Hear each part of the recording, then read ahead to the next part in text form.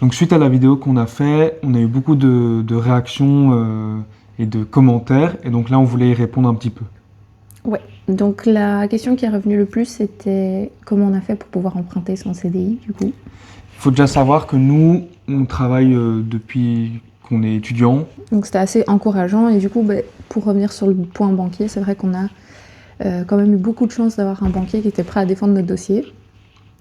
Et lui-même nous disait, voilà, votre dossier il n'est pas parfait, clairement, mais à chaque point négatif, il y a quelque chose pour contrebalancer ce point négatif. Donc on n'a pas de CDI, mais on a toujours travaillé.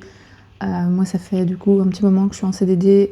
Mon employeur, en plus, qui est quelqu'un de très gentil, m'avait fait une lettre pour dire, voilà, au moment où on a fait la demande, mon CDD arrive à expiration. Donc il a fait une petite lettre pour dire, elle va être reconduite pour au moins 6 mois. Donc c'était un petit peu encourageant.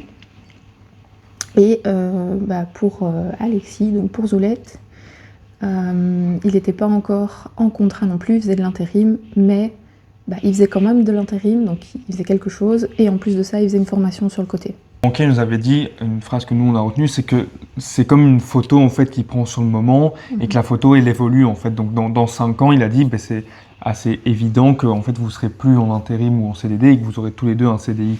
Donc ça aidait aussi. Pour l'apport, donc nous la maison elle valait à peu près 160 000 euros. Donc il fallait déjà amener 10% des 160 000. On avait 10 autres pourcents qui devaient partir dans les frais de notaire, etc. Et il nous restait à peu près du coup 20 000 euros pour faire tout ce qui est rénovation.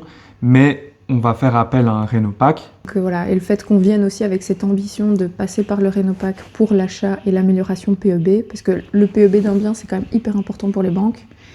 Donc nous on est en PEB E et on a pour ambition d'arriver en PEB A. Pas tout de suite, mais voilà. Donc toutes ces petites choses-là ont fait qu'on a pu emprunter. Ce qu'il faut savoir aussi, c'est qu'on est en Belgique.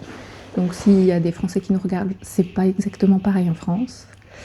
Et nous, pour avoir une idée aussi en termes de prêt, on rembourse moins... Enfin, notre prêt nous coûte moins cher que notre loyer actuel. Et c'est pour ça qu'on a décidé d'acheter, parce que pour nous, ça faisait sens. Si vous avez des questions, n'hésitez pas à nous en poser en commentaire, on y répondra avec plaisir. Et surtout, abonne-toi!